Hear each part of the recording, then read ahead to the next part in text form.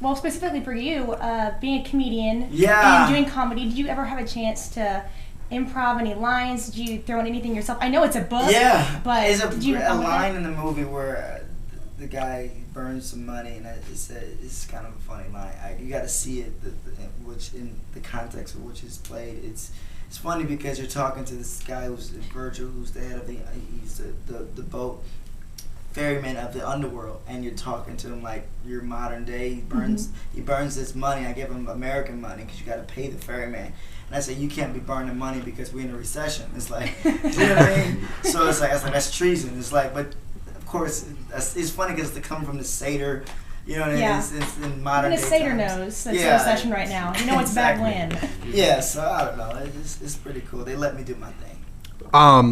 Effects-wise, how was it to stare at dots and have to act like something was there? Loved it.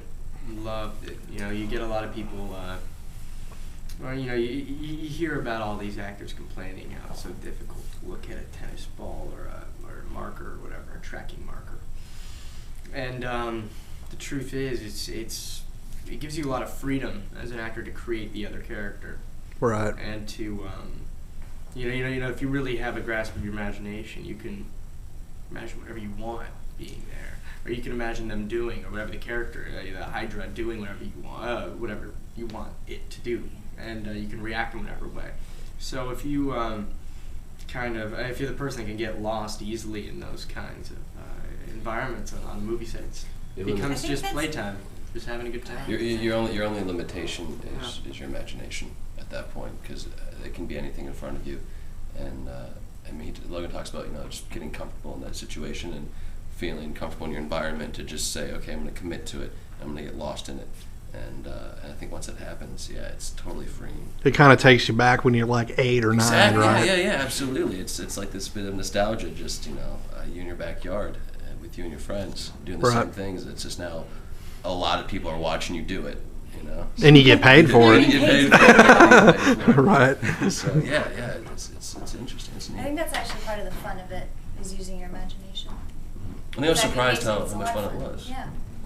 And we encourage all children, everybody out there, kids, young adults, teenagers, whatever you want to say, to use your imagination, because we need some new things out today in life. We need new art. We need you guys to keep dreaming, because that's what keeps us going. So definitely this book and this movie gets you to that. And Chris Columbus, the director, gets you to use your imagination. And he's such a collaborator. Like this dude, he collaborates with all of us. So to make our own art in the film. So yeah. Mm-hmm. Now, this book, it's being taught in schools now. It's very well respected just for the Greek mythology of it. There are going to be hardcore fans, of course, that see this movie. Is there anything you want to say to them now before they see this? Because there will be things left out naturally, like any book. Is there anything you want to say now? Also the age difference. You could probably throw that in there, too. Well, I'm going to generalize it even more. Accept it as two mediums. There's the vision of Percy Jackson through Rick Riordan's eyes, obviously the creator, and there's Chris Columbus's vision, and obviously they're going to be different, and they're going to have to be changes for film to make it stand on its own. Some things that work in literature don't necessarily translate well onto a film medium, and that's it's unfortunate sometimes, but sometimes it's for the better, and there are things.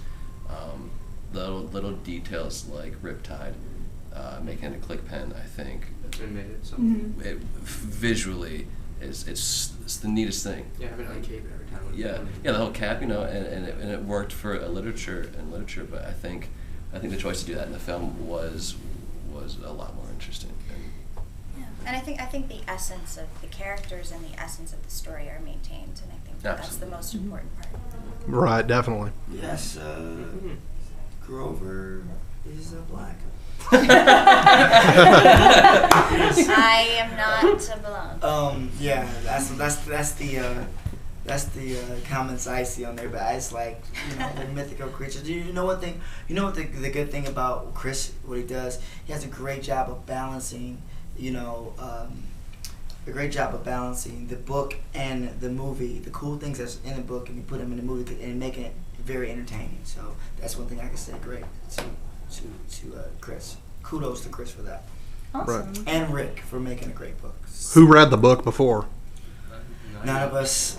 We read it before filming. Before filming. Good. Before filming, but I just, I just You're discovered reading the it while you're about script to act. before- Yeah, we're like, I mean, I haven't read it, so I was just wondering. I mean, if you had. No, I fell in love with the movie before the book, so then discovered the book and fell in love with it too.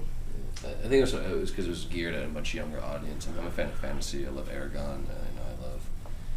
I love There and Back Again and all that. So it just wasn't something I came across my realm of reading, I think. But it was worth it. Read the book in 2 sittings. It's easy read. Well, thanks a lot. Thank you very much, Thank guys. you. Nice to Thank meet you so Let me much. get a spin here. Nice to meet you.